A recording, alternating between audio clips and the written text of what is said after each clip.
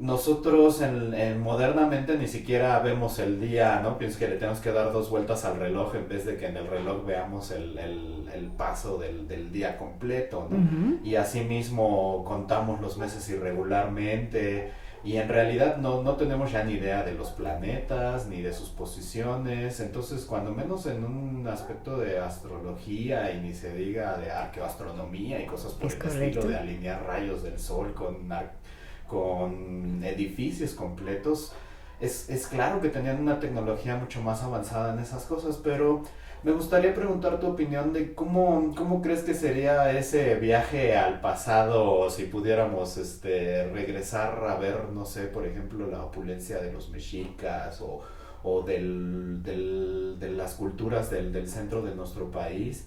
¿Qué tipo de cosmovisión tenían? ¿Qué crees tú que eran las cosas más importantes para ellos? Admiramos la opulencia, como tú dices, de nuestras culturas antiguas. Infortunadamente, los vestigios que nos han dejado para estudiar, para comprender a nuestras culturas ancestrales, pues son muy pocos. Y la mayoría de ellos pues están totalmente inexplorados. No sé cuántas áreas arqueológicas tenga catalogadas Celina, pero algo que sí te puedo decir, y es el principio básico que rige la construcción de estas ciudades sagradas tan opulentas, es el siguiente: lo que es arriba es abajo. Todas las ciudades sagradas tienen ese arreglo. Se ubican ya sea en conformidad y equilibrio con algún astro, con algún fenómeno meteorológico, con algún fenómeno cósmico. ¿Por qué? Porque evidentemente lo que se trabaja aquí al establecer una ciudad, ajá, no es nada más establecer un centro de población que aproveche los recursos del lugar, no. Se trata de establecer una relación directa, de las personas que llegan allá a habitar con el entorno, participar del entorno, no violentar el entorno. ¿Sí? Esa es la forma en que se construye en Anáhuac y se ubican las ciudades. Tecnológicamente sí te puedo decir que es cierto que no teníamos teléfonos celulares, en efecto tampoco tenemos televisión y tampoco teníamos radio ni nada de lo que existe hoy para la comunicación, pero en ese sentido la gente se comunicaba más a nivel mental, a nivel del corazón. Voy a ponerte un ejemplo que todavía se sigue practicando allá en la península de Yucatán. Es una leyenda que se llama el cantarito del amor. Por ejemplo, cuando una mujer está enamorada de un varón y por razones de natural pudor no se lo puede decir, pues baja ahí a donde está el agua y empieza a dirigirse al agua, a hablarle al agua. Es ¿cómo le vas a hablar al agua? Es un ser inanimado. Perdón, simplemente tiene otro arreglo molecular, tiene otro arreglo de comprender su entorno, no es un ente inanimado. Nuestra hermanita mamacita agua, hermanita mamacita, es una dualidad muy interesante, está escondida debajo de la tierra y cuando llega la doncella y le dice: agüita, agüita sagrada de Yucatán, por favor, dile a fulano de tal que mi corazón lo ama, pero que no puedo decírselo y que quisiera que él me correspondiera. Pasan los días. Cuando el joven llega a ese lugar, como que empieza a ver que el agua empieza a reverberar y algo sucede que acude a su pensamiento la imagen de la doncella. No pasan muchos días sin que le hable y empiecen a entablar diálogo y pues haya entendimiento, ¿sí? Eso es algo que todavía se practica ahí en la península de Yucatán por algunas comunidades mayas. La comunicación se hacía también, y esto es una realidad también a partir de la vibración del pensamiento. No podemos decir que las ideas no tengan un peso cuántico. Las ideas, en tanto que se están generando dentro de las circunvoluciones del cerebro y de los contactos neuronales, pues se genera esto que llamamos, corrígeme si me estoy equivocando, sinapsis. La sinapsis. Eso lo conocemos nosotros como tloquenahuaque, el cerca y el junto. Las cosas se acercan o se alejan según se necesite. Y en este caso, cuando surge una idea, cuando surge un pensamiento, ese pensamiento se generó a partir del contacto de células. Entonces, todo contacto genera energía. Y es precisamente que los anteriores habitantes de Anáhuac, nuestros ancestros, entrenaban el cerebro de tal manera que podían incluso dirigir a conciencia, por el principio de Huitzilopochtli, la voluntad, y regularlo a conciencia, el movimiento de su pensamiento, y hacerlo llegar a quien debía llegar. Es por eso que ese tipo de situaciones se da a veces de manera inconsciente todavía, cuando casualmente se te presenta alguien y dices, caray, estaba pensando en ti, mira, te apareciste, ¿no? Es simplemente eso, que el cerebro nahuacano, en cuanto a su nivel de cerebración, no totalmente destruido por la invasión y la imposición del sistema occidental, todavía es capaz de generar ese tipo de movimiento del pensamiento. Y es así como nos comunicábamos antes. En efecto, así es. Por lo menos eso lo puedo decir de la tecnología comunicativa. La tecnología constructiva, ese es un tema mucho más amplio. Me recuerda eso que estabas diciendo a los experimentos de Jacobo Greenberg. No sé si has escuchado de estos experimentos que realizó con la mente. Pero básicamente, si no mal recuerdo, ponía a una persona en un cuarto. Más bien ponía a dos personas en un cuarto y les ponían distintos estímulos visuales. Entonces, con sus aparatos pueden medir la actividad electromagnética del cerebro y darse cuenta que hay una actividad muy similar ante los mismos estímulos. Hasta ahí todo es muy lógico. Pero lo que es muy interesante es que de pronto pasan a una de esas personas a otro cuarto y solo están estimulando a la persona en un cuarto y se dan cuenta que al medir la actividad electromagnética del cerebro, la otra persona está interconectada, aunque no está recibiendo los mismos estímulos. Es correcto. Y él hablaba de la teoría sintérgica, o bueno, si no mal recuerdo, lo que él habla es que la mente interacciona con el campo sintérgico que está en todos lados, que es el nombre que él le da, pero que eso permitía que una mente pudiera realmente convivir con otra, ¿no? Es correcto. Y pues hablando de tecnología, es como que ahora queremos llegar por el lado del crear un aparato electrónico que haga algo, cuando tal vez biológicamente nosotros tenemos una capacidad diferente, ¿no? Yo creo que había mucho avance en esto de conocimiento interno, ¿no? Es correcto. Incluso, bueno, ya estamos hablando de cosas mayores, pero Totonal Yoxepatlahuia, nuestro sol ya nos vuelve a alumbrar. Y es claro que este es el tiempo en el cual, pues precisamente como el sol nos alumbra ya, y obedeciendo precisamente la consigna del Huetlacatecutzintli Cuauhtemotzin, ya se acabó el silencio. Viene ahora la etapa del gozo, ¿sí? Es algo tan complejo, hijo, lo que sucedió ese 13 de agosto de 1521, cuando nos obligaron a guardar silencio. Fíjate qué tremendo, ¿no? Guardar silencio. Y después esperar el momento preciso para que el sol nos vuelva a alumbrar. Eso te puedo decir que ocurrió hace muy poco tiempo. Sí, pero si me pongo a hablar de eso no vamos a acabar nunca, sí. Hijo. Lo que se realizaba aquí por un linaje muy escogido, porque aquí en Anáhuac y sobre todo los mexica, nahuac, azteca y xachilanca, todo eso, hijo, o sea, la gente que construye Tenochtitlan, alrededor del lugar más poderoso de la tierra, sabe y tiene el conocimiento de muchas lunas con respecto de lo que es el conocimiento que se armoniza con la tierra. El conocimiento de Anáhuac no es otra cosa más que la vibración de la tierra en expresión humana. Y es por eso que en Anáhuac había linajes muy específicos cuando se trataba de hacer determinados trabajos. Me voy a referir específicamente al de la comunicación. Sí. Cuando estuve contigo ahí dando la conferencia acerca del códice de la Moxtli, Tohuanmuhuanchan, mal llamado Tira de la Peregrinación, ¿te acuerdas que cuando llegamos a la parte donde está el cerro de Chapultepetl, ahí se encuentra un chapulín descomunal? Sí, enorme, del tamaño del cerro. Sí, entonces, pues la gente que está oficialmente ahí haciendo historia te dice, es que ese es el cerro del Chapulín. Bueno, pero ¿sabes qué? Que chapulines hay en todos lados, o sea, no necesariamente tiene que estar ahí un chapulín. No, es que es el cerro del Chapulín porque tiene forma de chapulín. Yo no le veo forma de chapulín por ningún lado. El idioma te da la clave para entender precisamente a nivel toponímico el trabajo que se realiza en determinados lugares. Retomando a Chapultepetl, fíjate bien. Un chapulín hace un ruido muy especial. ¿Cómo lo logra? A partir de frotar sus patitas contra su cuerpo. ¿Por qué? Porque su cuerpo está cubierto de su esqueleto. ¿Cómo le llaman esto? Exoesqueleto.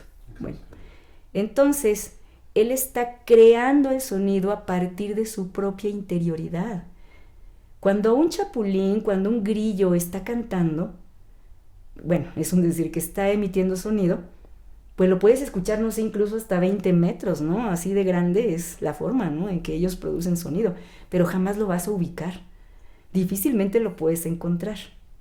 Entonces, ese trabajo, el trabajo de los que saltan, el trabajo del chapulín, era el que se realizaba precisamente ahí en Chapultepetl. Actualmente ya sabemos que ese lugar es el lugar más sagrado de la náhuatl. No es el más poderoso, pero es el más sagrado de la náhuatl porque ahí se encuentra la entrada del Zincalco. Actualmente el Zincalco está completamente sellado, no sé si para bien o para mal, pero ya se encuentra completamente sellado.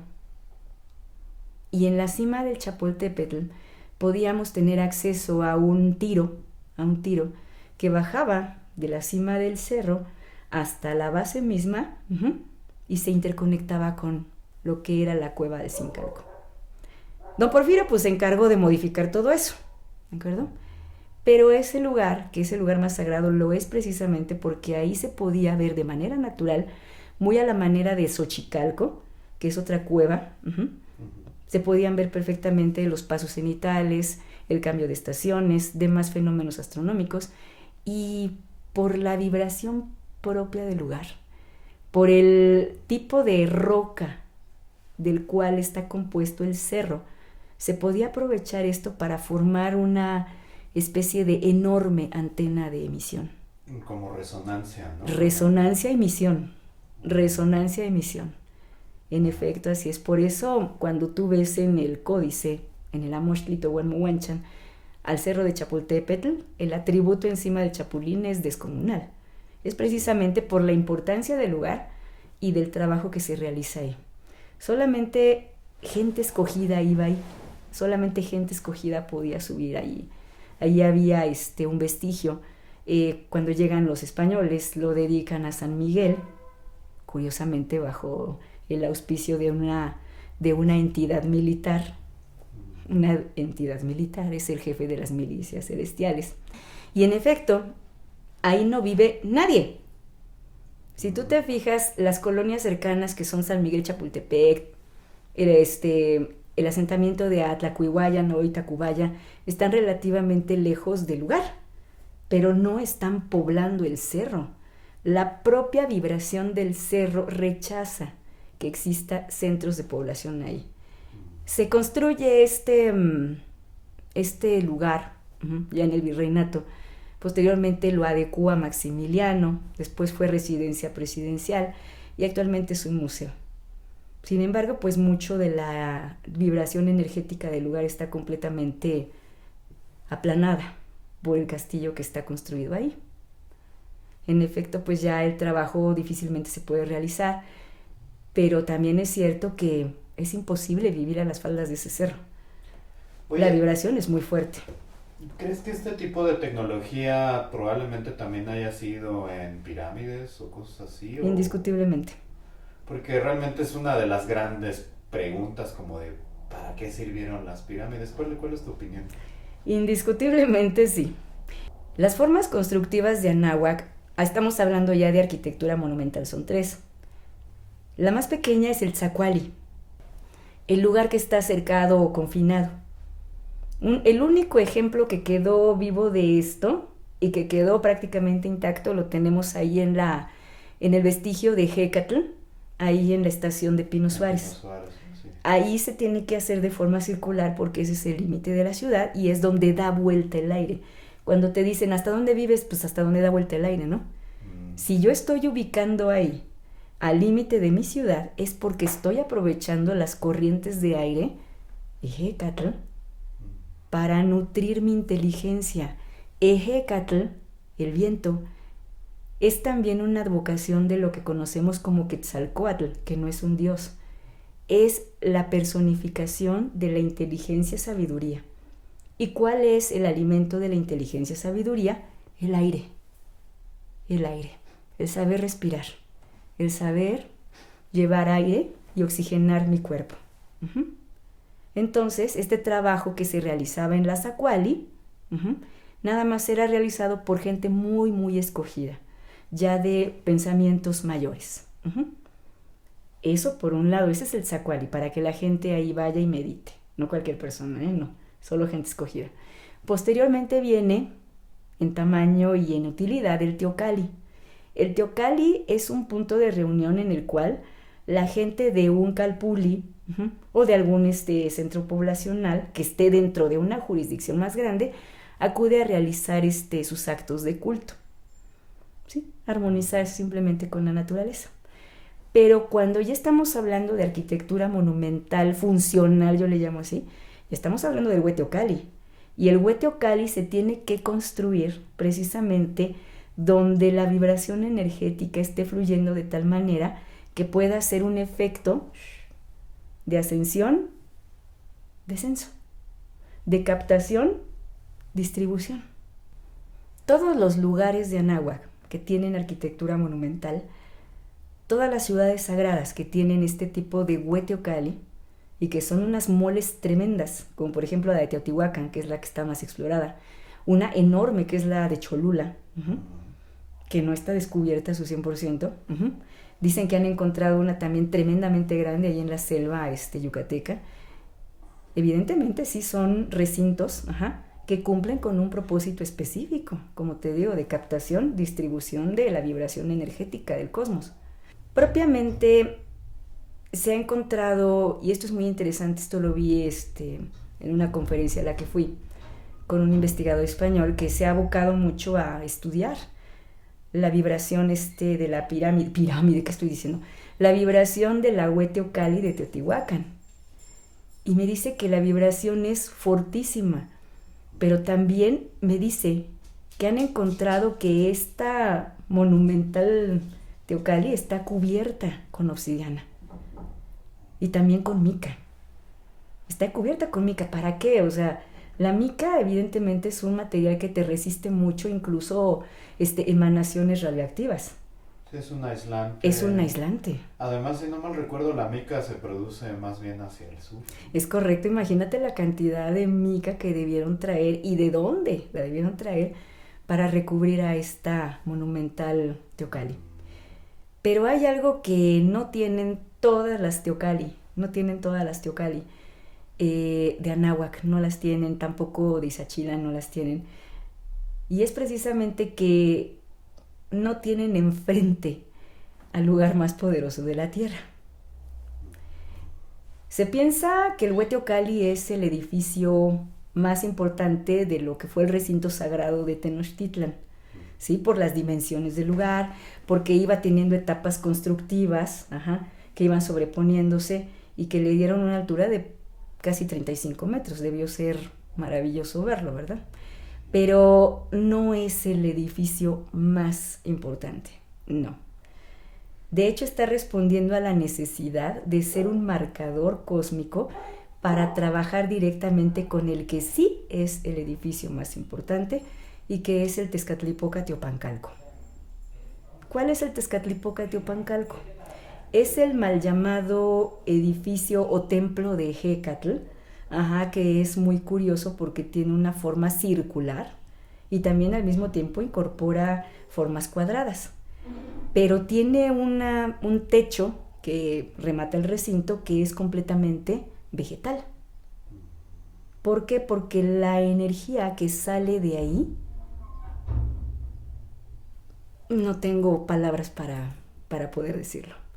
Lo que resguarda el Tezcatlipoca Teopancalco realmente es el Metzxico, no el ombligo de la luna, no, el ombligo lunar. Ahí se resguarda la conexión directa que existe entre nuestro planeta y nuestro satélite. No puede haber más de 2 ombligos, ¿por qué? Porque sería ilógico. Los seres humanos, que somos una réplica en pequeño de nuestra mamacita tierra, solamente tenemos un ombligo. Y dado pues que somos la cumbre del proceso evolutivo, pues precisamente estamos replicando en nuestra propia forma corpórea, en nuestro arreglo celular, incluso en el nivel de nuestro cerebro, el peso de nuestro cerebro, la densidad del cerebro, estamos replicando a nuestra mamacita tierra y su unidad con todo lo que se encuentra arriba, recobrando este concepto, lo que es arriba es abajo. Cuando hablamos del Tezcatlipoca Teopancalco, la traducción aproximada sería el venerable recinto de Tezcatlipoca, y hablar de Tezcatlipoca es otro tema. Me están diciendo, ay, es que ese es el recinto dedicado pues, a Tezcatlipoca, que es el dios del mal, el dios de los brujos y cosas por el estilo, pero evidentemente pues es precisamente porque el invasor no entiende, porque no habla el idioma. Recordemos que los invasores son personas que vienen saliendo no del oscurantismo medieval, porque ni siquiera tuvieron Edad Media. Ellos estuvieron siempre con la invasión árabe, debieron sacar provecho, ¿verdad? Pero no quisieron, presente ahí en la península, y son personas que quieren de alguna manera hacer una cruzada por Dios y por el rey. Entonces pues todas estas manifestaciones les huelen a demonios, les huelen a diablos, les huelen a todo lo malo, ¿no? Y hay que destruirlas. Pero lo que se resguarda ahí en el Tezcatlipoca Teopancalco es el lugar más poderoso de la tierra.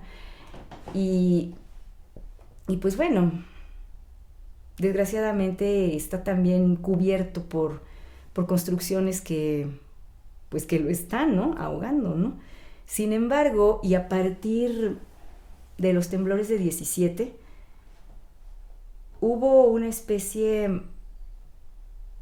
de renacer, de reactivación de ese recinto sagrado, y la construcción que lo estaba aplastando se derrumbó en parte, y es por eso pues que dejó al descubierto mucho más de este recinto. Actualmente pues el lugar está bajo resguardo del INAH. Se pretendió construir ahí un hotel, pero pues obviamente cuando hay vestigios arqueológicos no se puede construir sobre ellos. El tema es que van a hacer una ventana arqueológica y eso es totalmente insuficiente. Es insuficiente por una razón importante. Le falta el regulador al Tezcatlipoca Teopancalco. Le falta el regulador. ¿Cómo regulador?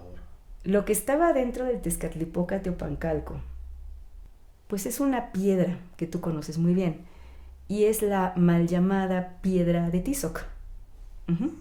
La mal llamada piedra de Tizoc, que incluso podemos ver ahí en el Museo Nacional de Antropología e Historia, que tiene en su interior, en el mero centro, tiene una oquedad, y luego tiene una canaleta hecha totalmente a propósito, sí, no por los nuestros, porque se ve que fue totalmente violentada la roca que ya estaba labrada. Era lo que se encontraba ahí. En efecto, si tú te fijas en esta piedra de Tizoc, y que dicen que ahí se realizaba el sacrificio gladiatorio y que ahí amarraban a los guerreros para que se mataran entre ellos y mil cosas más, o sea, no sé qué mente calenturienta pensó esto, pero no es así. O sea, ahí no hay posibilidad de amarrar a nadie. Y decían que esa canaleta que le hicieron, a propósito, que es para que escurriera la sangre de los sacrificados. O sea, yo no me imagino la cantidad de sangre que debió derramar alguien para que se escurriera por ahí, ¿no? Ni la cantidad de sacrificados que en este caso pudieran aplacar la ira del poderoso dios Sol. No es tal. Esa piedra contenía al regulador. Esa piedra contenía precisamente al regulador, que hacía que la energía, que el fluido energético del mechico, del ombligo lunar, se distribuyera de manera armónica y se aprovechara mejor, y sobre todo que nivelara precisamente los ritmos terrestres. Tú sabes que la luna está en total y completa unidad con la Tierra, y le regula muchos de sus procesos vitales, entre ellos el agua, ¿de acuerdo?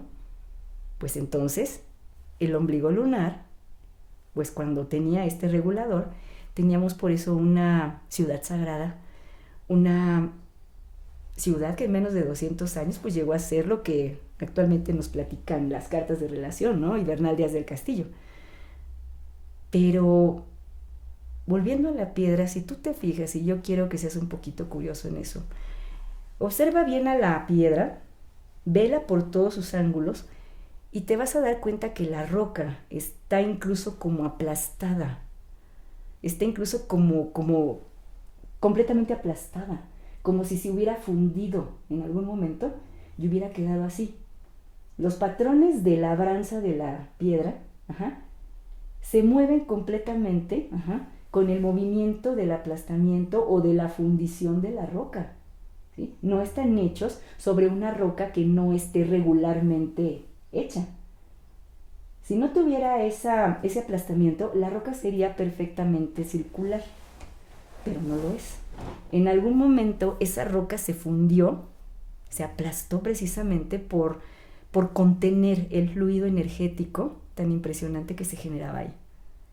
Y en efecto, pues sí, la piedra está completamente aplastada de uno de sus lados.